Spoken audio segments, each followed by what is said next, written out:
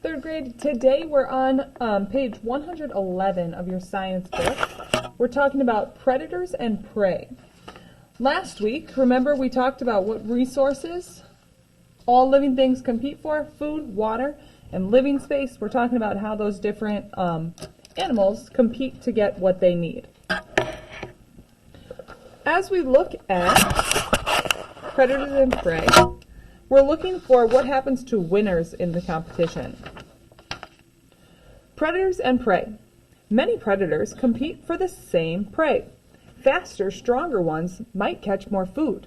For example, some hunting birds may get more food by stealing prey caught by other birds. Predators with greater ability are more likely to survive and reproduce.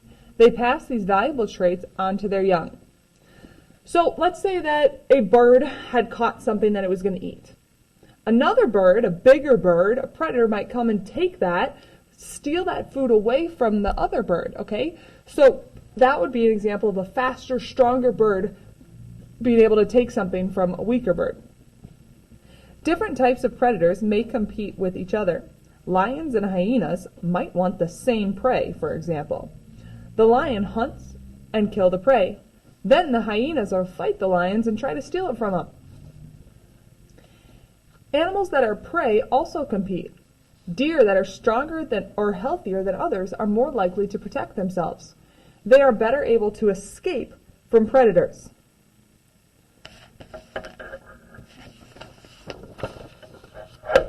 So in these competitions among animals in the wild, what happens to the winners? They survive.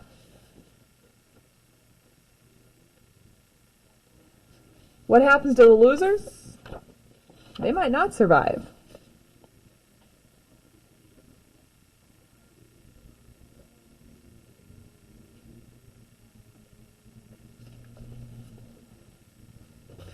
What do predators compete with the other predators for?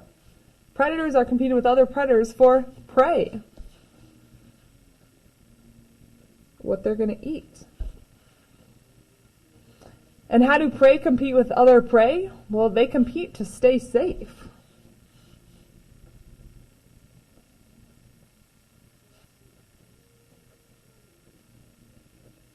If a lion is going after some deer, the deer that's the fastest might get away. And some of the weaker deer that aren't quite as quick might be the ones that the lion catches and eats. What traits might help a lion compete? Well, strength, right? Lions are strong animals. They've got tons of muscles in their entire body, so they're strong. They're fast.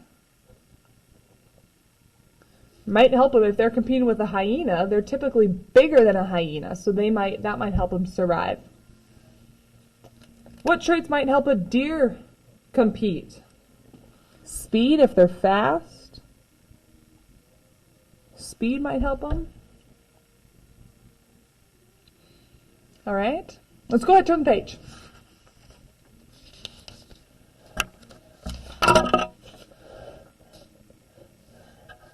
Other kinds of competition. Some living things, I'm sorry guys, this is page 112. Some living things compete for space. Purple loosestrife is a plant that was brought to the United States. Animals here do not eat it, and it spreads easily. Purple loosestrife takes space away from other plants. Some plants are crowded out completely. So this purple loosestrife here might compete for space.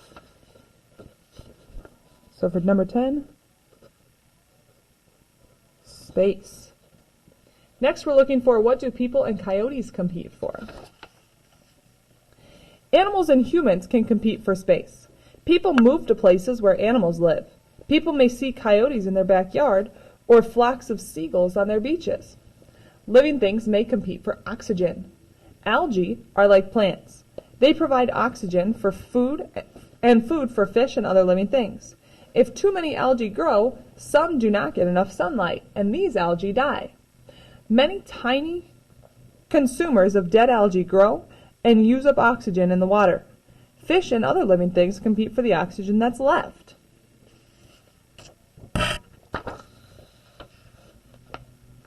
We talked about people and coyotes competing for space.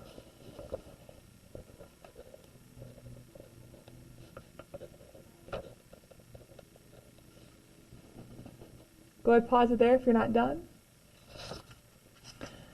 Next, we're going to talk about lemmings. And the question is, why are too many lemmings actually a bad thing for the lemmings? Lemmings are small mammals that live in the tundra.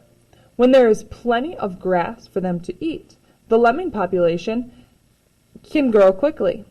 When there is less food available, then there is less food available because so many lemmings are eating it. After 3 years, too many lemmings are competing for the food. Many leave to find food elsewhere. The lemming population becomes smaller. Then the grass can grow back, and the competition cycle begins again. So if you can see here, that kind of gives you an idea at the top. These are the lemmings. And year one, see there's the green's the grass, the purple's the lemmings. Year one, there's plenty of grass and just a little bit of lemmings. But since there's so much food to eat, the lemming population grows. And now there's all these lemmings eating the grass, and the grass starts to decline a little bit. If that happens again, the grass is going to, even if the grass just about stays the same, the lemming population is going to keep growing because they have so much energy and resources. So then in year 4, you can see the population of lemmings is going to have to decrease. They're going to have to go somewhere else to get food because here there wasn't enough. And when that happens, the grass can grow again. So the cycle is just going to keep repeating. So why is too many lemmings a bad thing for the lemmings?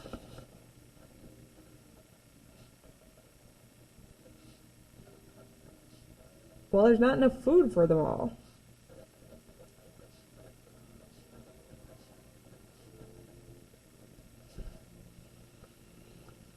Pause there and then take out, when you're done, take out your Monday worksheet.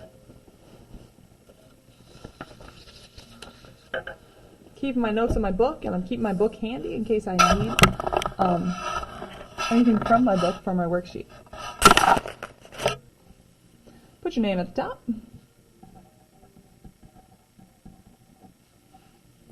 First one says when 2 or more living things need the same resources, they are in competition with one another. Right? They're competing for the same resources.